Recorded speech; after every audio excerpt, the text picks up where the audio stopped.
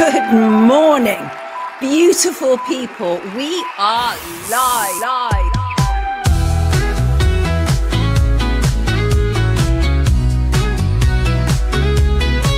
The sun is rising, the sky is blue. Good morning, grand risings, let's see what's new. It's that time of day for Sonia and crew. Good morning, grand risings. It's time to wake up with Sonia Poulton. Cup of coffee in hand, starting fresh with the beans. Wake up, sleepy heads, and shake off those dreams. Good morning, grand risings. It's time to... I have no idea what's going on here, kids. Good morning. I have all manner of things coming back at me. You know how it is. Good morning, grand risings to you. It is Monday, the 6th of January, 9:01 a.m. Good GMT. It's one of those days. This, no lie, this goes around my head every day, and even more so because it was just literally repeating on loop for some reason. Good morning to you all. Good morning. Best way to start the week, says Marina, and I can't agree less or more. Which one would it be? Hi guys, it's Mr. Bojangles, and I saw that we have some newbies on the live stream this morning, which is always wonderful. Good morning to you, Eleanor. That can really close. Armand, sound gone here, has it? Good morning, Marcuson. I have no idea what's going on. Good morning to you all. Good morning to you all. If there's a problem with your sound, let me know. I am indeed the lady in red. Crone, I think it might just be you. Grabs his third pair of socks. Chris, I think I saw Marlena say it's a 3-sock day today. Couldn't agree more. Erin is a newbie here. Oh, welcome, Erin. Welcome to the family. Good morning, Abster. Good morning, Cavan. Could be more or less. It could be, couldn't it? Sound is fine, says Katie. Wonderful. Good morning, Priscilla and Jean and Tara and Dutch's daddy. Is Dutch's daddy a newbie? Hello to the newbies. No, apparently not. And Sonia and Peter and Michelle. Evening from Australia. Good morning, Merv. Lovely to see you. And Rachel. And Marlena and Tracy and Louise and our lovely Soul Sound and Crazy Bunny, our two wonderful mods, of course. And Louise is here and MT70 and Randy is here and Marsh Girl is also here and Paula and more and John from Coventry. Good morning, everyone. John echoes the words of a lot of people. He's back to work today. What about that? It is one of those days. Yes, welcome to the 6th of January, also known as the Day of the Epiphany, which comes from the Greek word meaning to reveal. And we are indeed having some revelations so early in the new Gregorian year. Yes, indeed we are. What happened with the big freeze in the UK, by the way? We had a little bit of snow on Saturday night, and after that, it's absolutely peed down nonstop. It's absolutely soaking outside in our garden. Soaking, I tell you, soaking. What's coming up on today's show? Well, we will be joined by commentator Jeff Peel, editor of The New Era, who will be talking to me about Elon Musk. And there's a lot to talk about Elon Musk. Elon Musk has been very, very busy since Christmas. Very busy indeed, alienating his fan base of MAGA, finding new fans in the UK, trying to control British politics in some regards. Maybe that's the attitude that comes when you are being touted as the richest man in the world. And Swiss Miss is here. Good morning from Switzerland. I love the fact that we attract our wonderful people from all over the world. That makes me so happy. So very, very happy. And we have people from all over the place today. Yes, we do. Switzerland and America and New Zealand and Australia and Shropshire in England. Oh, yes, we do. So what else is on the show? David Nolan of stopcommonpass will be joining us to give us the current lowdown on digital ID, because you know it's ever-changing picture, isn't it? David is always up to speed on these things. And I've had a few emails saying, what's going on with digital ID? And David Nolan is absolutely the best person for the job to tell us. We'll also be joined by author Alistair Lord, who will be talking to us about the benefits of fasting. I know lots of people like to fast. at the start of the year. Other people say, no, this is completely the wrong time of the year to do it. But we're going to bring on Alistair to talk about it anyway. He's actually fasting himself at the moment. We'll also be talking to Divine Intervention author Terry Wilcox. Terry is a former crim, and he's going to be talking to us about crime and fiction. Looking forward to that. Plus, Biden awards warmongers. Parliament debates the general election petition. Prime Minister Starmer addresses the Grooming Gangs scandal. X's social credit score. Yes, we're now on a social credit score on X. Oh, yes, absolutely we are. And we'll be ending with, yeah, let people underestimate you. You know why? Because your victory will be even sweeter. Plus all the usual good stuff. Your emails, live chat, they're already there. We do news differently around here. And you know why? Because someone had to. And welcome to the 1st January, welcome to the first Monday of January, aka Divorce Day, when law firms are said to see a spike in inquiries from people seeking divorce after putting on a happy face for the festive season. Fabulous. And we're through the looking glass when I find myself nodding at the vicious actions of a double murderer. Weird, right? In this case, I'm talking about Stephen Sampson, a vicious psychopath who has now attacked another vicious piece of filth. He attacked the father of little darling Sarah Sharif, who was killed by her father and her stepmother, and with the kind of complicity of her uncle. And her father, Irfan Sharif, has been attacked on New Year's Day with a tuna can lid. Now, I once cut my finger on a tuna can lid and I'm still scarred from it. And, you know, let's just say there's no sympathy coming from this place. No sympathy whatsoever.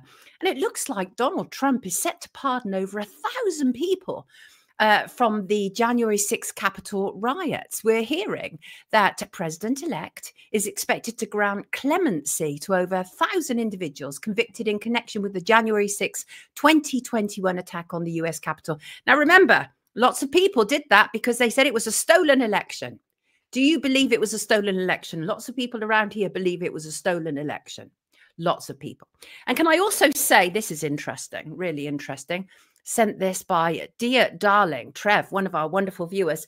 I don't know if you've seen the Christmas special, but I interviewed Richard Gage, who was formerly from Architects 9/11. A number of people have contacted me saying, no, he's not right what he's saying. And lovely Trev actually sent me this, which I started to work through. It's by Judy Wood, Dr. Judy Wood. Where did the towers go? And this is actually about sort of direct energy weapons.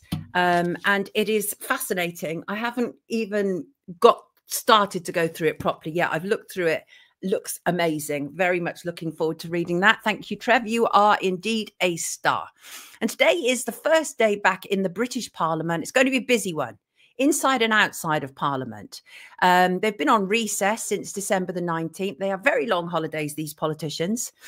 And they are going to be debating today the petition calling a general election. Remember that? It's this one. I picked this up last night. It's probably got a few more now, but it's over 3 million.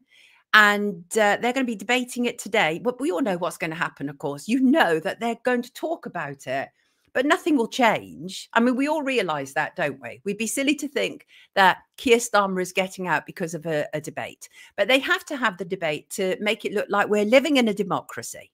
That's what they do. The other thing that's going on today is Piers Corbyn, who I have a soft spot for. Have a soft spot for Piers Corbyn. Piers Corbyn and his crew are going to be protesting outside Parliament today. They're rallying from 11 a.m. outside at the Churchill statue, actually, which is Whitehall. And they're rallying against the climate and nature fascism bill, as Piers calls it. And there was lots online yesterday about it. But when I went to look at Parliament, I'm not quite sure why, because there doesn't appear to be a debate in Parliament about it. Now, I could have missed that, but I couldn't find it anywhere, not anywhere. In fact, the last update to do with this bill was March 2024. And then I think there might have been a slight amendment in May 2024, but that was it. And then Parliament was dissolved for the election, but that was it. But the thing is that the aim for Piers and Co is to destroy it completely, to make sure it doesn't resurface, because it's still scheduled to go through the procedures. Now, the problem about it is this is a new level of dystopia. It really is. And we're going to be talking a lot more about Reform UK today. But at the moment, Reform UK is the only party who's actually standing up against the mad net zero zealots. And obviously all other parties, they're rushing forward with these insane measures. And what will happen? The bill demands that we end fossil fuel rapidly, that there are carbon quotas for every person, that we are tracked digitally. Now, we're going to be talking more about the tracking of us digitally with David Nolan shortly, but it's a bad one. This is, but I'm not quite sure why everybody's protesting about it today, but we shall soon see, shan't we? But good luck to Piers & Co. And there's going to be more, of course, this, you know, the clamping down of our cars, fossil fuel vehicles will be banned. Absolutely. Electric vehicles will be priced out of reach, frankly. Public transport will be rationed. It sounds fabulous. You know what this is all about, don't you? Of course, this is, of course, the 15-minute cities. Oh, absolutely, it is. And the making of Sadiq Khan into a lord in the New Year's honours is another further step, because of course he is the co-chair of C40 Cities. C40 Cities is the absolute, it's mayors from all around the world who have come together to make sure that their cities are carbon neutral. And we've seen what's happening currently in New York, where they're introducing a congestion charge. And it turns out that Uber and Lyft, the two privatized cab firms, have been behind pushing for congestion charges, because it will just take everybody else off the road, right? So we all know what it's about. Look, let's not waste another second. We have so much to discuss this morning. Let's bring in Jeff Peel. Good morning, Jeff. How are you? Great, Sonia. How are you? And Happy New Year to you. Happy New Year to you too, Jeff. Jeff Peel, of course, has been with us many times, many times. I trust what Jeff has to say about a whole load of stuff, including what we're going to discuss today. He is the editor of The New Era, brilliant commentator. I want to talk with you about Elon Musk, Jeff, and I'm not even really sure where to start, because Elon Musk seems to be at the center of so much at the moment. It's almost like there's Elon Musk and the world is all moving around him. So let's talk about it. Obviously, yesterday, the big thing was where he removed his support from Nigel Farage. But this has been the sort of the end point, although he's still continuing on about all manner of things, but the end point after 2 weeks of what appears to be Elon Musk madness. Take it away, wherever you want to start on this.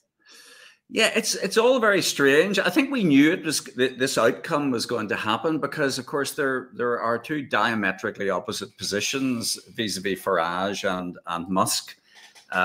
Because obviously, you know, I wrote down before coming onto this call sort of Musk's apparent end game. You know, some of his objectives, obviously, carbon reduction. You know, there's the Tesla thing and so on.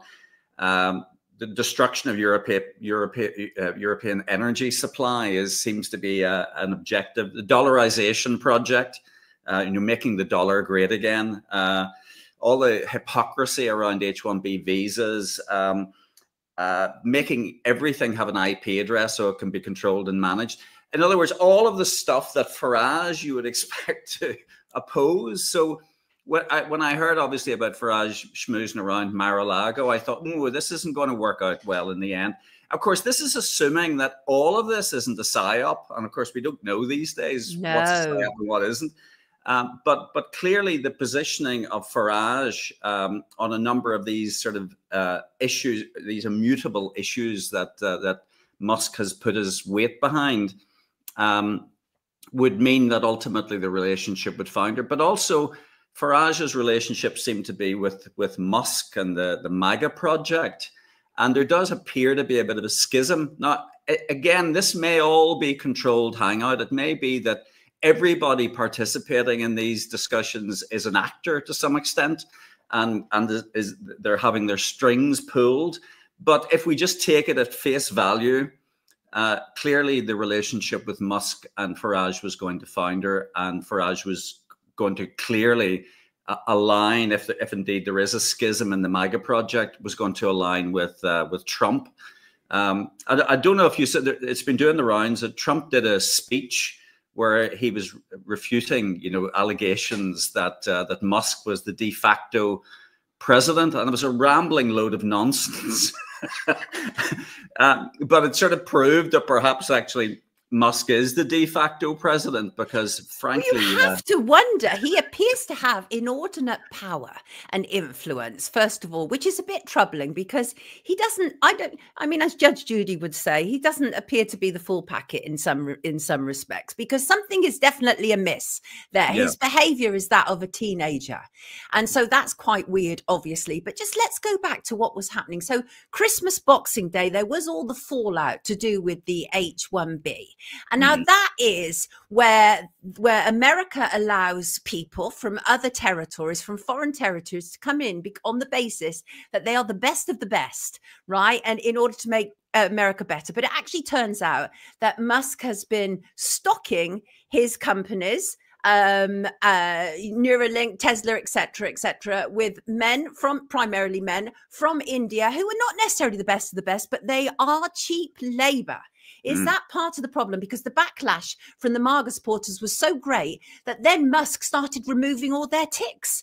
I mean, it was astonishing, wasn't it? Pick that up for us. Yeah, so the H-1B visa program means that people can come to the United States, but they have to work for a particular employer that sponsors them. So once they arrive in America, and in fact, I have to confess, I actually worked in America for a couple of years under an H-1B visa, but it means that you can only work for that employer. It's very difficult to change employer. Right. So you become effectively a slave. Yeah. Because I was lucky, I was quite well paid, but a lot of Indian developers, particularly Indian, by the way, it mostly is Indian, developers come to the United States. They work for one employer. Often they send money back home to the family and so on, but they become effectively slaves to that organization. And yet this is juxtaposed with Musk at the border, claiming that he didn't want illegal immigrants to come into the United States. Mass deportations on day one, he was saying. Yeah.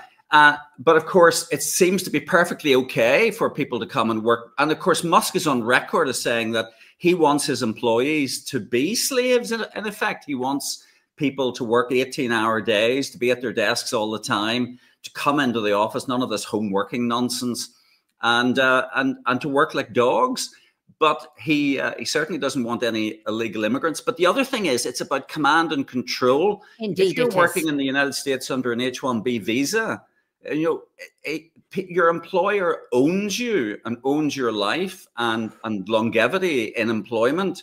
And once they dispense with your services, you have to go back to where you came from. It's very difficult to stay if you haven't got a sponsoring employer. So this seemed to be the ultimate hypocrisy. On the one hand, standing at the border saying, oh, all these terrible immigrants are coming in.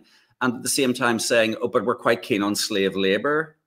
And I suppose I would say Farage in particular was one person who would see right through that hypocrisy. Right, exactly, because that has been Farage's thing for a very, very long time. So obviously the backlash was immense and intense, like I say, to such a degree that people were literally having their blue ticks removed by Elon Musk, which showed once and for all that X is absolutely not a free speech platform. And if anybody laboring under that misapprehension is surely now woken up to that. But then Musk did what Musk does very well, and that was he switched the subject, didn't he? He immediately focused his gaze on great trauma in the UK. The issue of grooming gangs has been great trauma in the UK for us. And he focused his gaze on it. Now, on the one hand, I have to say, brilliant. Let's make it absolutely international so people realize what's been going on. But then you have all these people who have no care or concern truly about child abuse, leaping in and wanting to get involved with it and using it for political gain. What were your thoughts on when he turned his attentions to grooming gangs, Jeff? Well, he's a bit of a Johnny come lately in terms of this issue. Some. The grooming gangs issue, and obviously it was a dreadful period in UK history. The fact that these grooming gangs were allowed to operate effectively with full knowledge of the authorities has been kind of hijacked now as being an anti-Islamic rant. Right. So again, it's become a focus for the anti-Islam tribal division. Zionists are leaping on it with great joy, aren't they? Oh yeah, absolutely. And this is the issue with Musk. He is not prepared to come out and condemn the horrific slaughter in Gaza, what happened in Syria, where effectively Al Qaeda was funded by the American establishment to oust Assad in Syria. So we've got mayhem implemented in Syria. We have mayhem in Gaza. We have Israel running amok. And of course, the entire Trump cabinet is pure play Zionist. And of course, Musk won't come out and say anything about it. So it seems to be very much focused on tribal division. And of course, where is he going to choose as his next target, namely the United Kingdom? And of course, he'll rally all of the Zionist troops like Douglas Murray and so on to add weight to this argument. They love this. It's so transparent what's going on there. How really people can't get it is beyond me. Yeah, and it's really important for people to understand. We are not pro grooming gangs around here, not at all. You know, that's ridiculous. And the moment that you question why, like when I start to see the Tates offering money to support some sort of inquiry into grooming gangs, I want to vomit. We are really through the looking glass when people like the Tates think that they can get involved in something like this. But that tells you what is going on X, doesn't it? It tells you so much. Absolutely. And of course, Tate has come out today and said that to say that he wants to be the next UK Prime Minister. He's going to run for Prime Minister.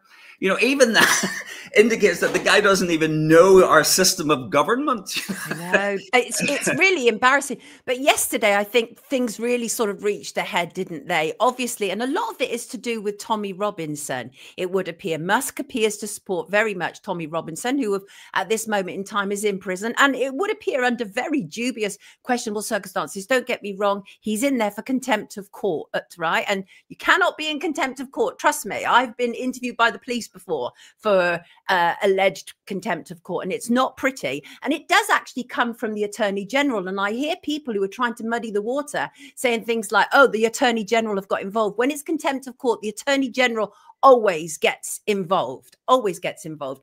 But yesterday it was very interesting, of course, because it appeared that Musk finally lost his patience with Farage. We've seen the build up to it.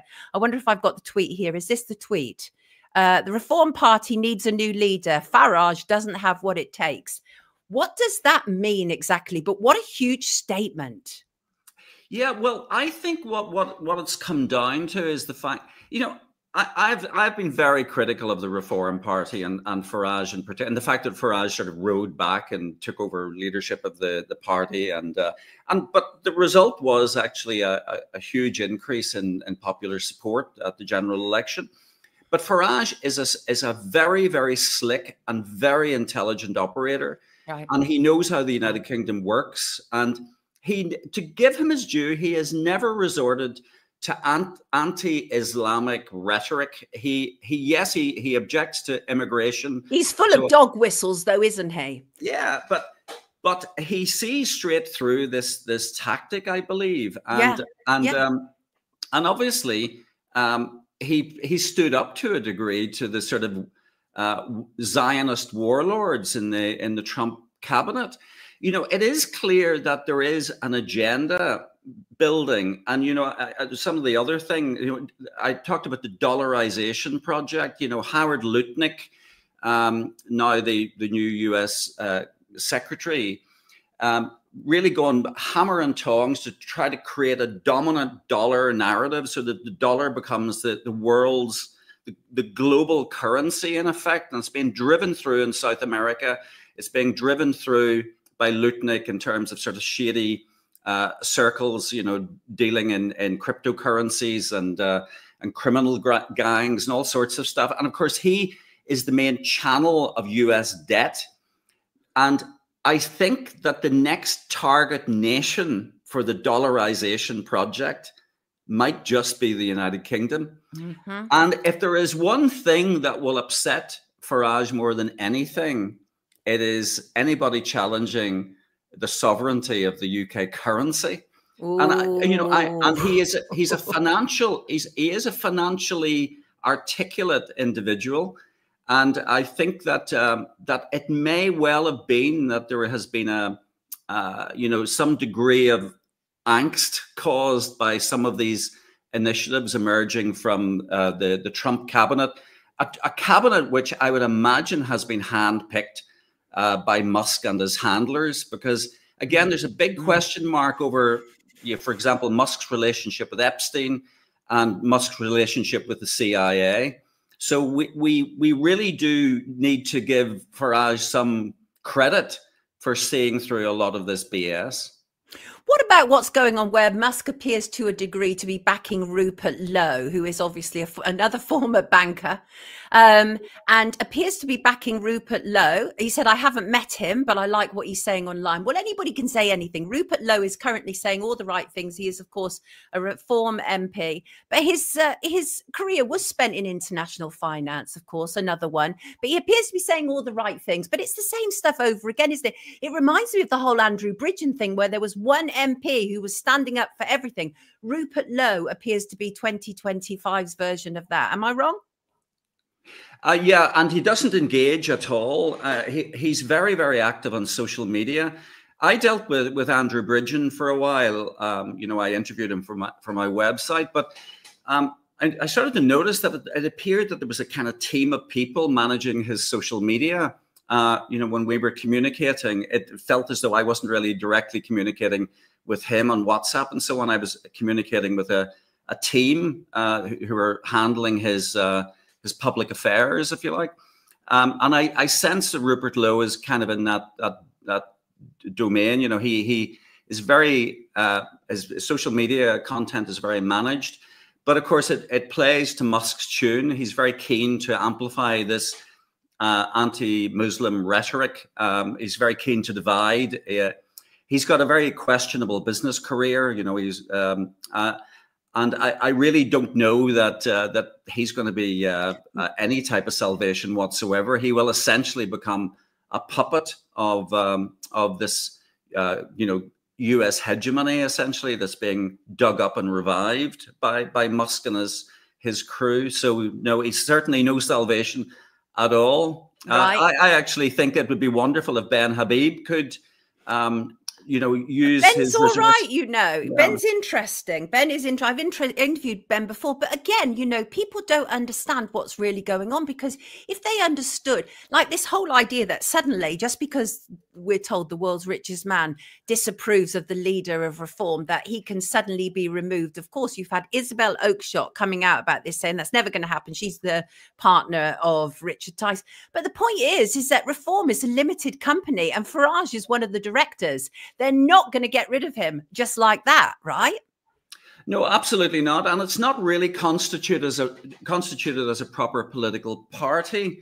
You know, you can pay a subscription, but you're not really a member of a political party. Political parties are supposed to be, you know, they can be companies, but limited by guarantee. You know, so that you can.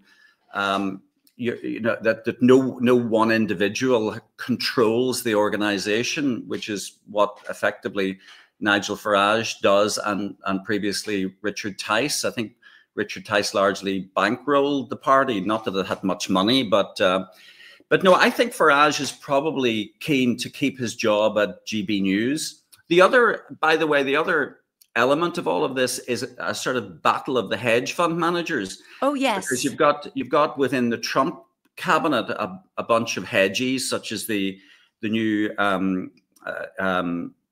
Secretary of State, Scott Bessent, and it may well be that we're seeing a battle, and of course Farage himself is essentially employed by a hedge fund manager previously funded by George Soros, as is Scott Bessent's former hedge fund. So, and then of course Musk comes out and says that, you know, Soros shouldn't have been honored by the outgoing president, right, Biden. So, right. So there's again a degree of loyalty mismatches in terms of the new Trump team. Musk's position, because he's been very actively critical of Soros. And of course, Soros funded Sir Paul Marshall's hedge fund as well, right, and he now owns GB News. So it's so circular. Oh my God.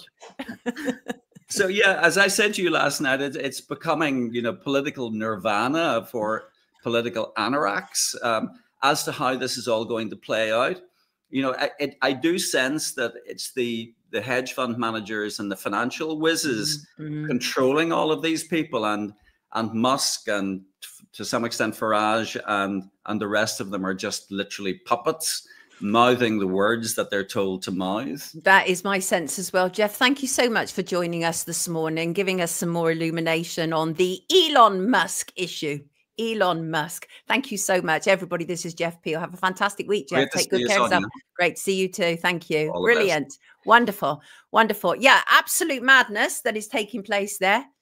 Levels of madness. Really, it is. And obviously, a lot of it has been kicked off, apparently, around the whole kind of Tommy Robinson issue. And Tommy Robinson, there's a video online, which has been sent to me by numerous people, thank you all, of a recording of him speaking from prison in which he makes some stunning claims, including that journalists have to sign a gagging order to visit him. I'd like to know who has signed a gagging order. If anybody knows any journalist who has signed a gagging order to visit Tommy Robinson, please get in touch with me. Please get in touch with me. And he also talks about him being a high category prison, in a high category prison and not an open prison. And it is a civil case after all, let us not forget that. But contempt of court is an issue that then involves the Attorney General. And as I say, people are saying it's political because it involves the Attorney General. But I can assure you, it does always involve the Attorney General when it's a contempt of court issue. So that isn't actually anything different there. But again, it could have been political, absolutely. And obviously, like Elon Musk, like Donald Trump, Tommy Robinson is a divisive character. People have very mixed feelings about him. But the thing is, I think Farage underestimated the popularity of Tommy Robinson amongst lots of people. And but it is all very interesting indeed. Some people truly, genuinely believe that Tommy Robinson is absolutely state-handled, that he's an avowed Zionist, that he's working for the Israeli state. And there is evidence to prove some of that, at least. Certainly he's a Zionist, certainly. And so is Musk, certainly. And so I have problems trusting anyone who's a Zionist who is telling us anything that involves Muslims, frankly, because there's an agenda there. Whereas I can look at what they call the grooming gang issue. I hate that expression, by the way. I hate it because it seems to soften and lessen the impact of what these egregious men have done and are still doing. I don't believe it is historic, actually. I think it's still happening. So I think it's really important, all the awareness that's come about it. But I'm just very, very cynical about the people behind it. And I think we all should be. I genuinely think we should be.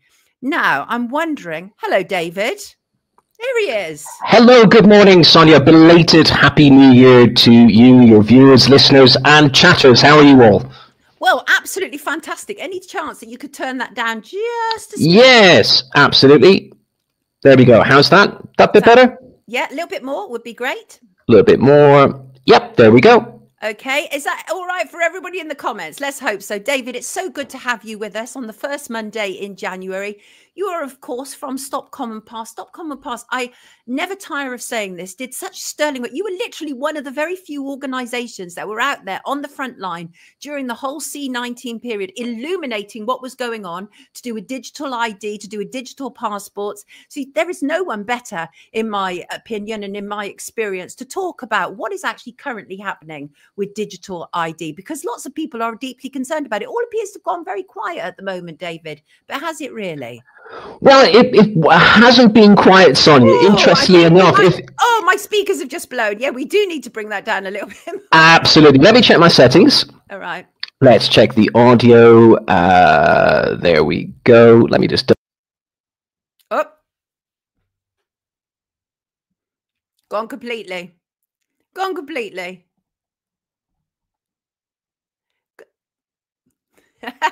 We'll bring him back in a minute. To unmute. How's that now? Is that any better? Well, it's still very loud. I wonder, is it possible? I tell you what, move the microphone down slightly. Move it away. There we go. Schoolboy error. How's that? That's still, I mean, it's fine. It's still very loud, but it's not deafening, right? I think we can do it. Definitely waking up this. Let's try that. Let's try that. There we go. How about that? Is that a bit better? Well, it's crumbly, but I'm so sorry, David. Talk to me. Just talk to me. Testing, testing, 1, 2, 3. What are the chatters saying? Is that any better? I'm using the internal mic instead of my headset. So that is now really buzzy, and we can't hardly hear you. I'm so really? That's fine. Good old StreamYard. Let me try that again. Well, this is the wonder, isn't it, of live streaming? It really is. So yeah, there we go. I'll take the mic away. How about that now? Right, that did sound better. That did sound better. Just bring that mic down, and maybe if you can you just bring the volume down a smidge more? Yeah, absolutely. Yeah, sorry about that. Let's open up the settings. How about that? Right, we're going to go with that. Yes, we're going to go with that, people. I think we can cope with that. Yes, there you go. So, David, it's not happening necessarily in plain sight, but it's still very much happening, isn't it? Digital ID. Yeah, absolutely. And I guess there's something that you want to dunk on today, Sonia, on this Feast of the Epiphany. We have an epiphany from the Health Secretary, Wes Streeting. He's given us this late sumptuous Christmas gift regarding an upgrade to the NHS app to help bring down the current level of 7.5 million patients in the UK that are waiting. David, I hate to interrupt you. You're saying such good stuff, but it's still a terrible connection. Shall I try to exit and re-enter? Shall I try that? Let's try that. Absolutely. Apologies for that, folks. I'll be back in 2 shakes. Thank you. Thank you. So sorry about that. All this does happen. This does happen sometimes, you know, and but we will get there. Yes, we will. Poor David. Yeah, the sound is distracting when it's like that, obviously. Yes, it's not possible like that. This is the worst sound ever, says Cavan. Okay, definitely the viewers are having a problem with it, but we will see what we can do because David is an absolute star. Good morning to you, City Flyer. Steaming is dynamic. God bless you too, Rose. How you doing, love? Hope you're all right. It's right. Well, let's see what goes on. I'm just waiting for him to come back in. What were we talking about? Yeah, we were talking. It's very interesting, isn't it? It's almost like if Tommy Robinson ran for Prime Minister, would he get in? I mean, he does appear to have huge backing. A lot of people really relate to him. But and I think where Farage went wrong was he should have just handled it more tactfully, and it was just awful the way that Farage came out about it because it really disrespects a lot of the Reform voters as well. So it was tactically very poor what Farage did, which is a shame. Jan wants to know why no grooming gangs in London. Well, that's interesting, actually. I've never heard of a grooming gang in London. That is really interesting. M doesn't like Tommy's distraction abilities. Anderson and Tice doubled down. Right. And good evening from Australia, says Moonshine. Indeed, good evening to you. How are you, Moonshine? I hope you are well. I hope you are fabulously well. I'm sure David is playing around with his sound right now, but it doesn't matter. We will bring him back in. Yes, we will. They hide better in London, says Soul Sound. Possibly. And the Metropolitan Police have been absolutely appalling. We know that. There's so many problems with the Metropolitan Police. It's quite unreal, really. I do want to touch upon grooming gangs a little bit later myself and just kind of look at the hypocrisy surrounding it. Oh, did you, Cavan? You saw the talk that I did in Bristol. Thank you. I appreciate that. Yeah. UK Column have put that online, haven't they? Yes, they have. Let me just see if David's here. I'm sure he'll be back anytime soon. Let me talk about something while I'm waiting for him. By the way, wasn't it curious, right? You know, obviously the New Orleans crash where the man drove a pickup truck into a crowd on Bourbon Street in New Orleans. Wasn't it curious that the known British victim was actually the stepson of Prince William's former nanny, Tiggy Legborg? Oh, let me see if we can hear David better now. Let's give this a shot. Hello, Sonia. Is that any better? That is perfect. I just had to switch browsers. There was a background noise issue. Sorry about that, folks. Here I am. Not at all. That is so perfect. Because what you have to say is so important, David. We don't want to miss a little bit of it. It's absolutely wonderful. Thank you so much. Wonderful. Really appreciate that. Right, no David, let's reverse Robin. Here we go. Let's go back to it again. So digital ID, right? It appears very much to have gone into the background, but your O was on it. You're all over it. Where are we up to with it? Okay, so as I was just saying before we had that slight interruption, and sorry again, folks, we had this period for about 3 weeks in December. It was between the 8th to the 23rd of December, where we had the establishment media littering us with more articles regarding Blair and the push of digital ID. And it probably got a lot of people's attention. All of this culminated just before Christmas. It was around 22nd, 23rd of December, where there was quite a bit of pushback to this online, Sonia, where it was announced, oh, you know, forget about your student ID card, forget about other forms of traditional photo ID identification. We've now upgraded you to a digital format of this. So no need for all of that plastic nonsense. You can just use a form of digital identity or digital ID if you want to get a pint of your finest at the local.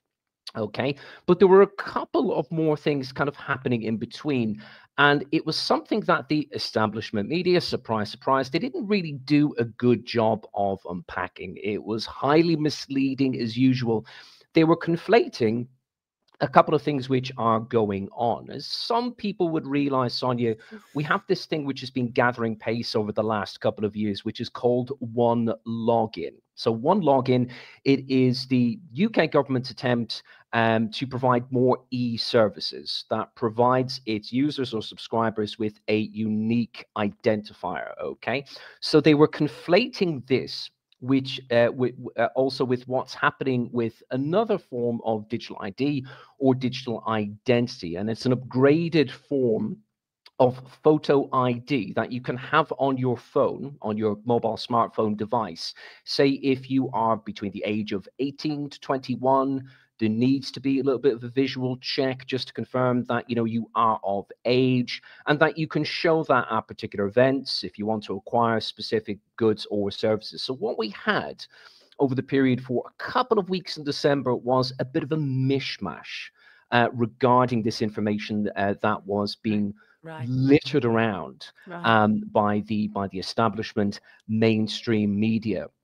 And that's where we're currently at. There is this continual nudge which is happening, and I already said intermittently in the background. It's quite seasonal. It hasn't kind of completely stopped. You know, we had this, beg your pardon, with Labour earlier in 2024, and it was slapped down quite quickly by Yvette Cooper and some other ministers, where Stephen Kinnock, he kind of pushed a little bit more heavily on, well, you know, we're going to have to go back to the drawing board, folks, and we're going to have to start looking at national ID again, because this could be the panacea. This could be the solution to what we're seeing regarding immigration in the UK. But the thing is, Sonia, and just to, you know, to look quickly at the whole aspect of immigration, this is something not new. When the government have spoken about this regarding immigration, actually, they've been doing this for a couple of decades. This also goes back to the 1970s. And the 1980s regarding immigration. Not only that, but also the troubles in Northern Ireland. So it's not like we haven't been here before, where the government have been pushing a form of state-issued ID or national ID. And with the nudging that is following that now in its more modern equivalent or counterpart, a state-issued national digitized form of this identity for citizens. But I want to, because I know we're stuck for a little bit of time because of our mishap with the sound, but I want people to jump into the time machine with me. I'm just going to dig up some notes, because we're going to, like, people may ask, Sonia, your domestic listeners, some of your international listeners, and I think this is really good, something that we haven't got into. People may ask, where does this resistance to national ID or ID cards come from in the UK? Has it always been like this? Well, yes and no. And I'll explain a couple of things relating to history regarding that. This is really, really important stuff for people to know. And it surrounds a case, okay, called the Wilcock versus Muckle case. All right, we're going to go back a little bit further than this, because what happened since 1939 and what culminated in this case that started in 1950 with a man called Clarence Wilcock in London ended up in the former Prime Minister and supposedly, the greatest British Prime Minister of all time, Winston Churchill. It culminated in the repeal of the National Registration Act of 1939. Okay, so at the start of World War II, beg your pardon, we had the National Registration Act of 1939. It was brought in for national security reasons, rationing, and public administration. Okay, it continued after 1945 for administrative purposes. All right, so it wasn't immediately discontinued. In 1952, the requirement to carry ID cards was abolished following a legal case. This legal case, I'll tell you again, it's Wilcock versus Muckle. So here's what happened very quickly. In December 1950, Clarence Wilcock, a 54-year-old dry cleaner, was stopped by Police Constable Harold Muckle in Finchley, London, for a minor traffic offence. During the stop, PC Muckle asked Wilcock to produce his identity card as required under the National Registration Act of 1939. Clarence Wilcock refused, arguing that the use of identity cards in such circumstances was intrusive and unnecessary. And he once famously declared, to quote him, "I am sick of this totalitarian approach." And Wilcock was prosecuted for failing to produce his ID card and convicted, but he decided to appeal, challenging the broader implications of the law.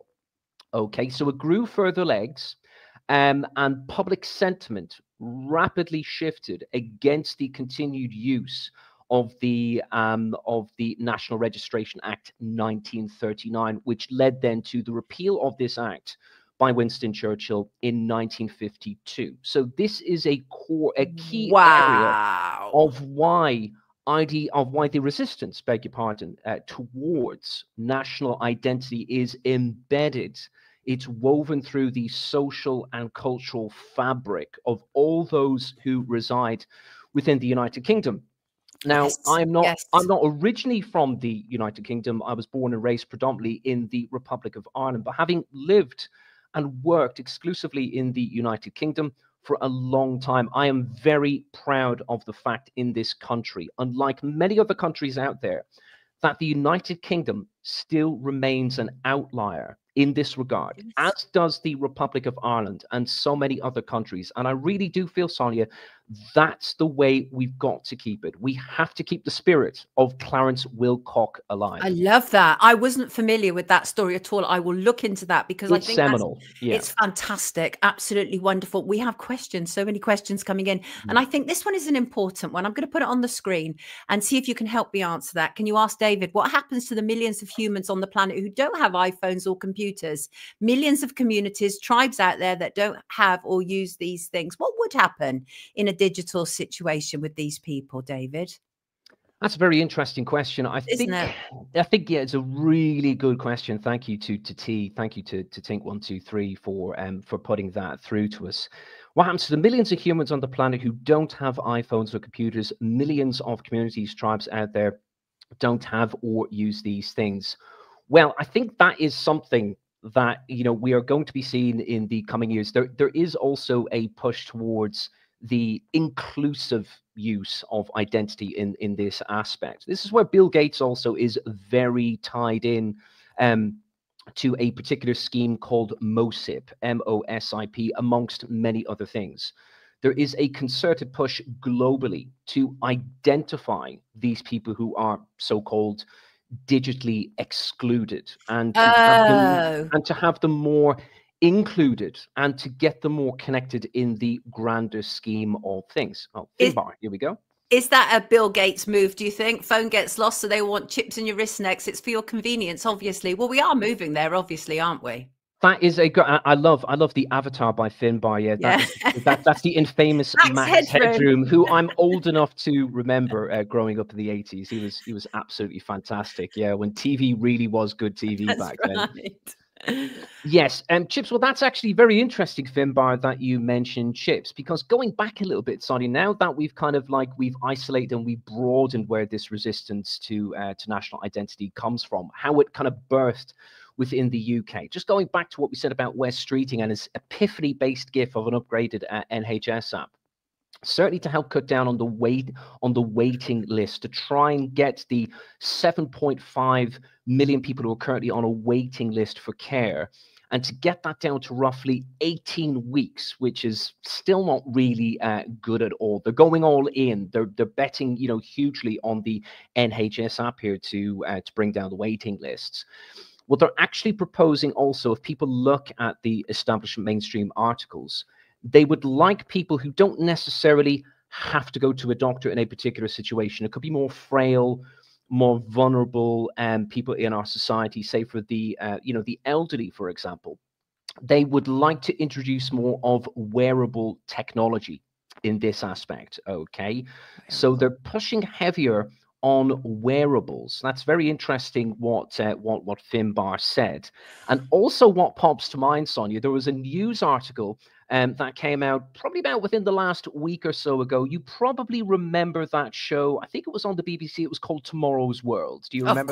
Of course. I remember in addition, I think it's from 1978, where they said in future, when we talk to people on the telephone, we'll be able to see them. I thought that's going to be an amazing time to live through. And here we are.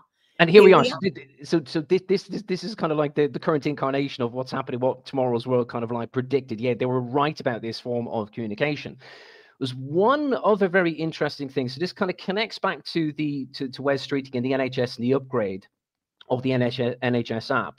The wearable devices that are being doled out, okay, and also what kind of Finbar was talking about. It's interesting because I screenshot one particular part of the BBC News article that was talking about this recently. And Tomorrow's World predicted that in 2025, when we go to a bank, we would see kind of like a digital avatar of the customer service advisor or the bank teller, but that we would be able to pay our way or conduct transactions using a proverbial chip in our wrist. Now, we have wearable technology. We have companies based around the Nordic region and elsewhere in the world. It's not really that popular right now, where you can do particular transactional based exchanges using an actual chip in your wrist, for example. So we're not quite there yet globally where Tomorrow's World predicted. I don't know whether it was just for Britain or it was more with a vision globally regarding transacting with banks in this respect, but they certainly did try to predict that, you know, by this point in this year of 2025, we will be using a particular chip. They didn't talk about wearables. They spoke about chips in our wrists to conduct these transactions. How can we push back, though? How can we push back? Because it is difficult, obviously, but there must be a way that we can push back. Not some people are saying, I'm never getting a smartphone, but like you say, it's going to be wearables. It's going to be all manner of other things insert in our body. So, I mean, do you think there will come a time where they will mandate these things or attempt to mandate them? Well, that's very interesting. And here's what I think, Sonia, just to round all of this up. The current Labour government, as well as the former Conservative government, they realised that since 2010, when the National Identity Act of 2006 was abolished, thank God that happened, that the Conservative Lib Dems actually decided to stick to their election promises and scrap that particular scheme. They abolished it back in 2010. What we actually have to do in terms of like rounding this all up, okay, there's particular things that are happening, okay. The first thing that is happening, the UK are playing a type of a long game regarding this, okay. The UK government, they're very coy in this respect. They know if they go in hard with another National Identity Act, or even suggest that, that's going to get furious pushback from the public. I really do think so. But connecting back to what I said earlier on, and with the NHS app as well, we kind of have this subtle nudge or this push, okay? And I believe it's kind of coming in three stages. The first stage is to populate the population with this digital technology on our smartphones, okay? We have some 30, 40, or even 50 IDSPs, identity service providers, providing this thing called IDVT, or identity verification technology for age-based or age-restricted goods and services, okay? So they've got to get it out to seed. They've got to get it out to pasture, okay? So that's step one. That's populate, okay? And step two would be to popularize. So that's something that we really started to see over the last couple of years, and what culminated in a recent nudge campaign around the 22nd or 23rd of December last year. Oh, this is so convenient. This is so handy, all of you youngsters. You just have to have this form of digital ID on your smartphone, and you can kiss this safer analog version on a bloody old card goodbye. Okay, so we have populate, we have popularize. Okay, and then eventually with this gradualistic approach, this is where it gets most kind of like dangerous. Okay, in the years to come, there could be the process then of normalization, where the net begins to draw in. So a lot of these particular IDSP, identity service provider services, could continue, but the government could get this genius idea right. Okay, this has been around for kind of quite a while now. Okay, the public, you know, you're all kind of quite used to this. What shouldn't we just round all of this up and umbrella it under a national identity scheme? We can still have all of these services, but you're all used to it now. So now it is time to strongly suggest we have a new modern National Identity Act, and we're going to be like all of the other, you know, European countries who have had these particular identity systems in place since the 50s and since the 60s. Yeah, because we really need, apparently, to catch up on the rest of the world in this respect, Sonia, and we need our health service to mirror something that is happening in Singapore with the Sing Pass. Right. And might I just add, you know, they're all very willing to talk about, you know, how great and how wonderful these particular schemes are in such places like Singapore with the Sing Pass, in Indonesia or in India, okay, or in Malaysia, who are very heavy in this aspect regarding national digital identity and, you know, even greater digitization of their health services. But they are not really willing, Sonia. They are more willing to sidestep other discussion regarding the attacks that are happening very frequently on those systems. Because when you have that special category data, that gets out there, it's out there. And there's not much that you can do to get that back. Once it's out there, folks, you know, that special category, that sensitive medical data, you know, has been ransomwared and it's out there on the dark web, you're in trouble. But we have to keep pushing back. That's the bottom line, isn't it? We have to keep pushing back because we've managed to stop it so far. Mels, you can find this guest, brilliant David Nolan, on X at Stop Common Pass. I will put a link to David's X account. I have to let you go, David, which is such a pity. It's like really important discussion. Thanks for the overtime. I appreciate that. No, really appreciate it so much. Really, it's so vital what you say. But I think the bottom line is really, and it's great that you've given that overview and that historic understanding, because that explains so much why we're like the way we are. Right. Channel your inner Clarence Wilcock, folks. We must continue to be outliers in this regard. Okay. Absolutely. Everybody, this is the phenomenal David Nolan. Take good care of yourself, David. Brilliant to have you with Sonia. us. All the best. Take care. Happy New Year. Brilliant. Thank you so much. Thank you so much, David. Brilliant. Thank you so much. I'm not going to delay because I'm late for my next guest and I don't want him to be angry with me. Alistair, I'm so sorry that we're a bit late. We had some problems with audio. No worries, Sonia. Thank you so much for joining us and for being so patient. Really appreciate that. You're going to talk to us about something completely different. But first of all, let us give a little bit of your background, because I want people to understand that, you know, what David's just talking about. You understand all that stuff, right? Because you understand about the Great Reset and everything. Give people a little bit of understanding about your background. Okay, so I was born and grew up in York, and I'm back living in York now. But I taught English as a foreign language for most of my adult life. So I lived abroad for about 18 years. So 9 years in Thailand, 4 years in Oman, 2.5 years in Saudi, year in Spain, year in Mexico.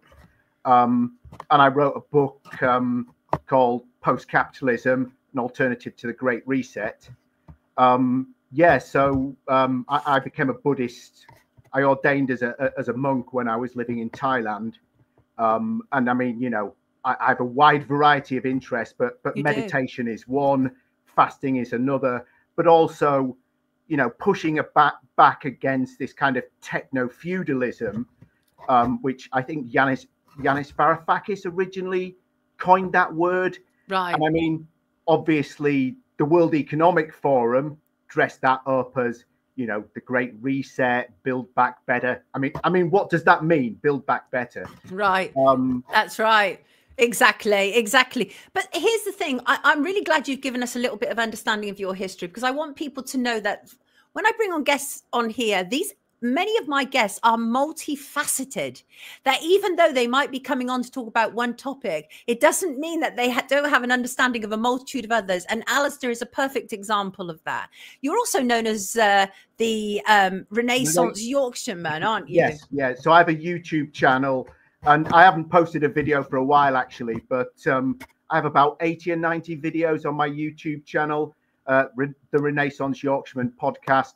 And sometimes it's interviews with people. I've got a lot of videos about economics. I've got some about meditation. I've got 5 or 6 about fasting and a variety of other topics. My most viewed video is about the dark triad personality type, because in my book, I've got a chapter devoted to the dark triad: psychopathy, narcissism, and Machiavellianism.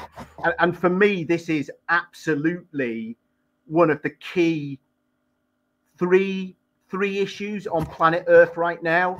That, you know, if we accept that the general population of psychopaths is only about 1% in the general population, right? But when you look at politics, banking, that's right, economics, positions of power that these psychopaths are in. Exactly. Psychopaths seek out positions of power so that they can get away with what they want to get up to.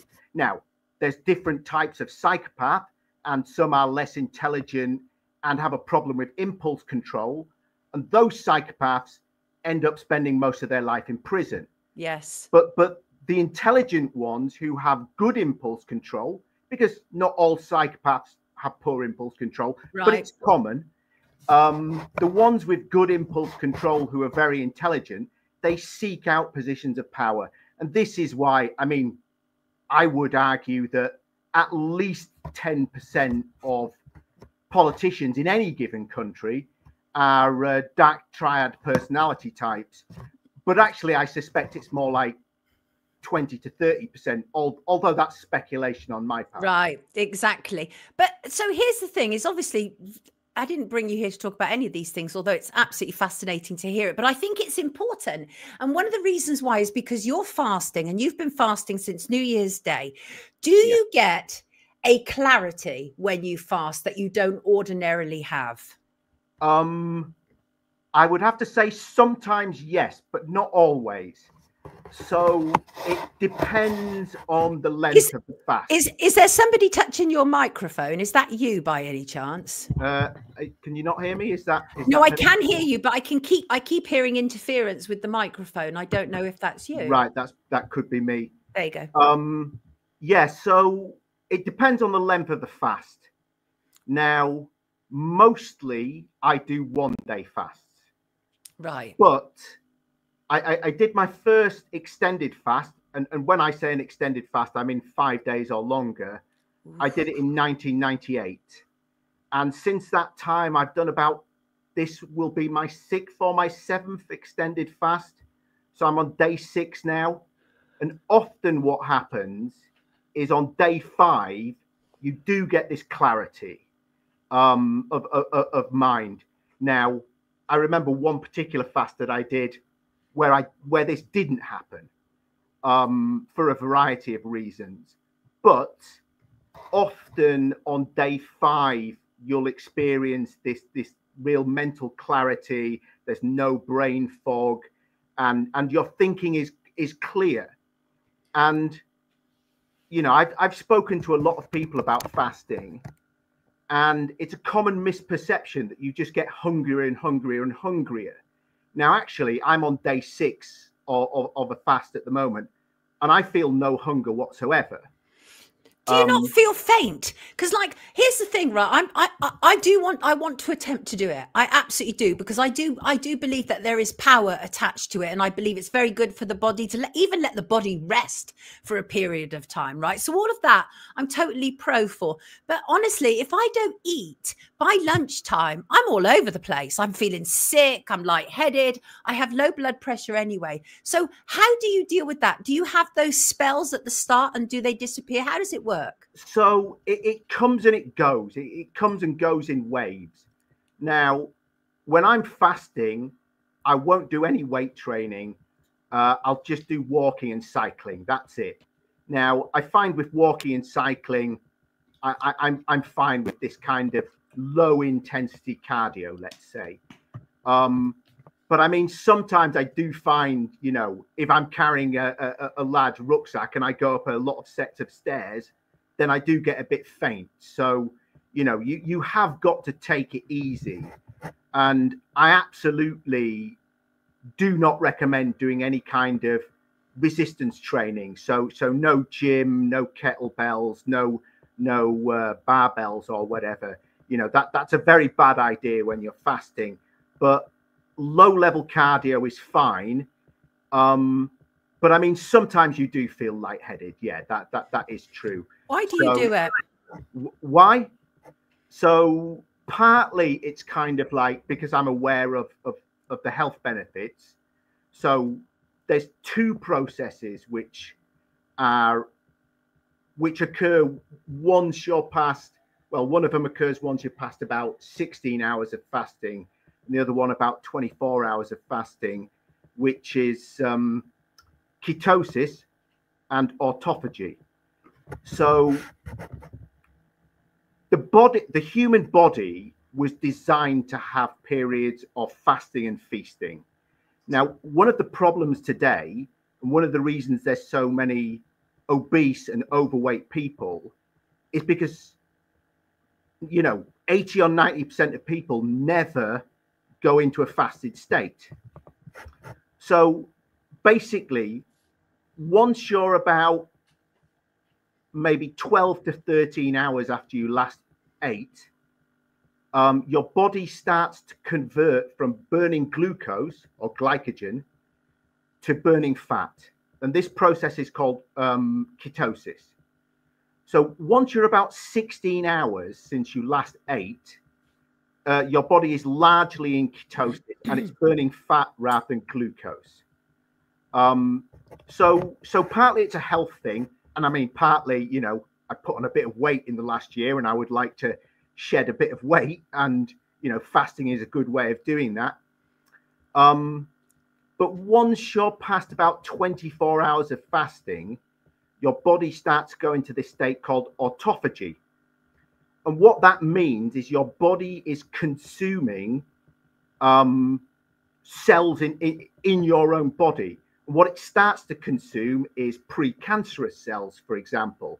So it kind of like the body goes into this natural cleanup process. So if I do a 1-day fast, for example, so let's say I'll eat at 6 o'clock on the evening of Sunday. I won't eat all day on the Monday, and then I'll eat at 11 o'clock on the Tuesday. That's a 40-hour fast, more or less. And my body's been in the process of autophagy for about 16 hours.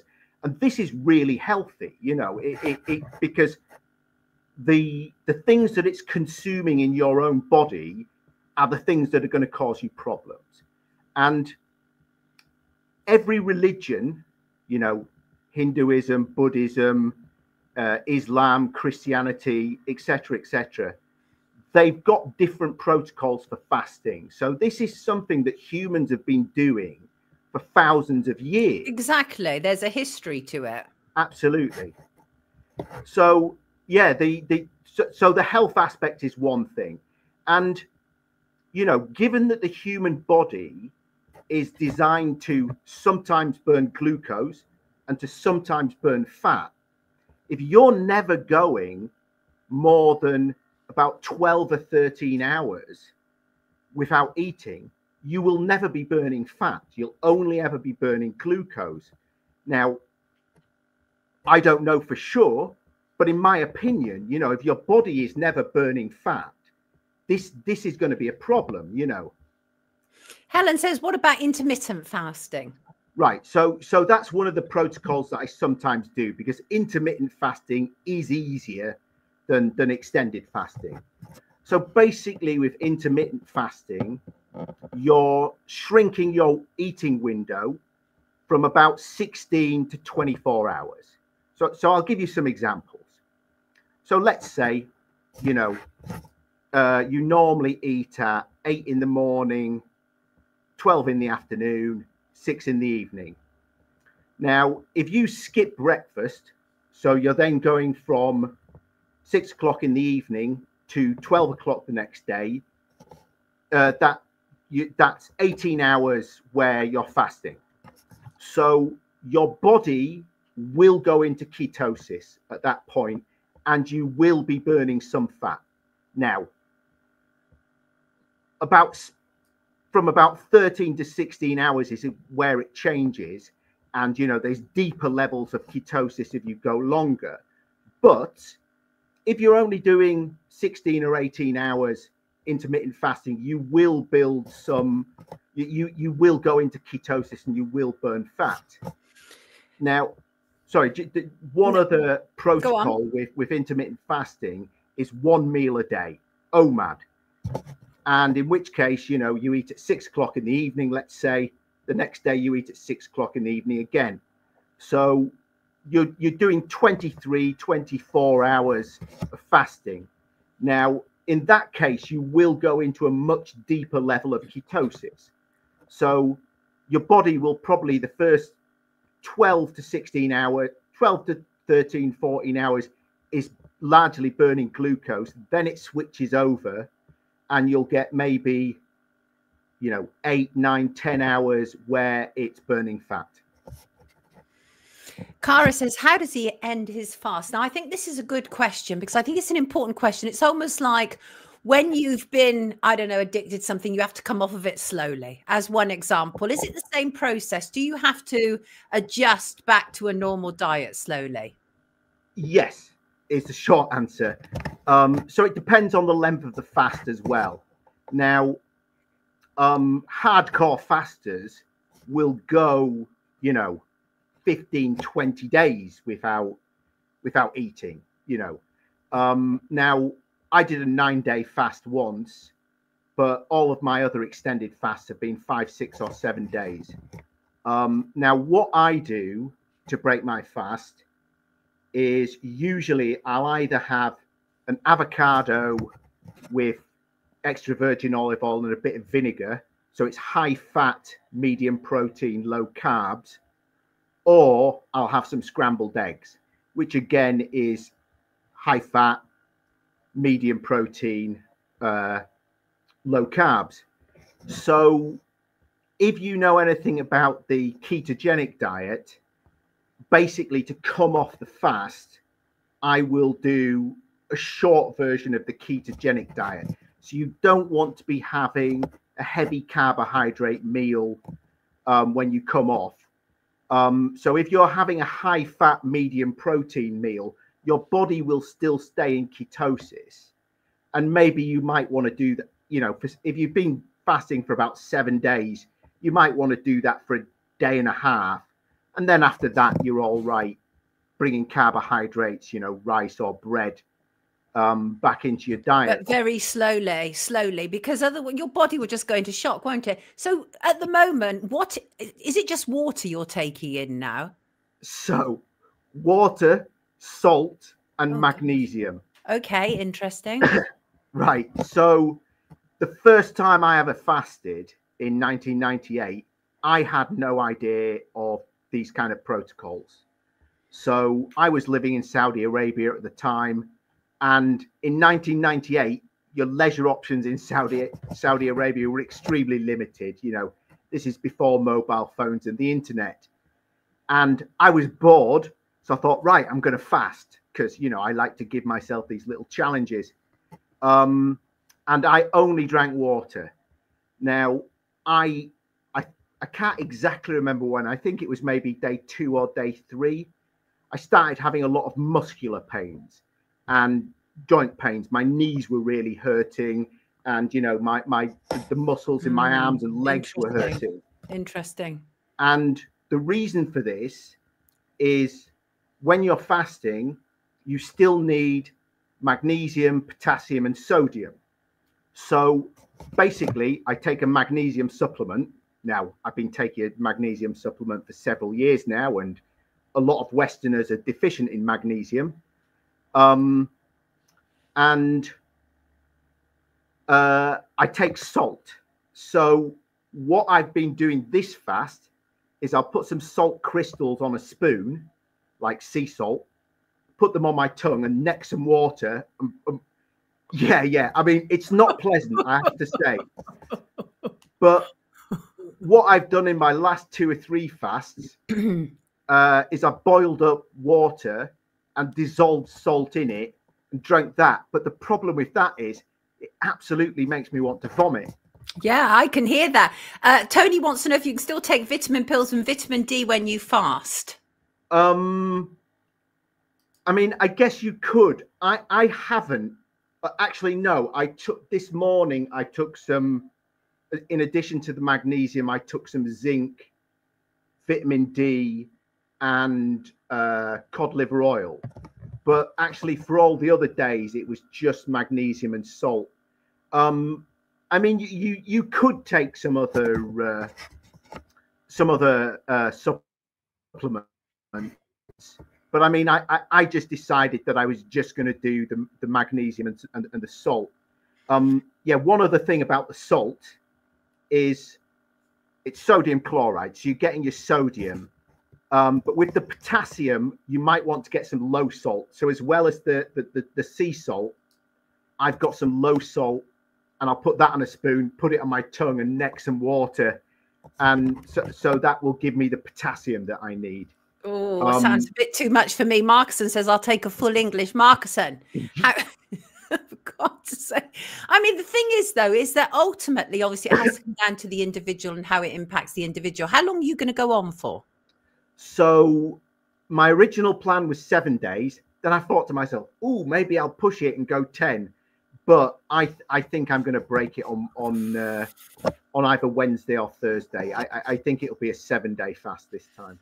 Mel says, thanks for the inspiration to go further than intermittent fasting. Yeah, it's been very knowledgeable. I mean, the thing is that I do want to try it. I absolutely do. I might try for a couple of days, first of all, and see how that goes and just kind of break into it easy, because I've never really done it. Not really. So my body would probably go into some kind of shock, whereas at least you have some grounding in it with Buddhism and all of that sort of stuff. There's grounding there for you, isn't there? So it's not completely alien. But how are you feeling today? Yeah, I feel a lot better today than I did on day 3 and day 4. Day 3 and day 4 are always the worst for me.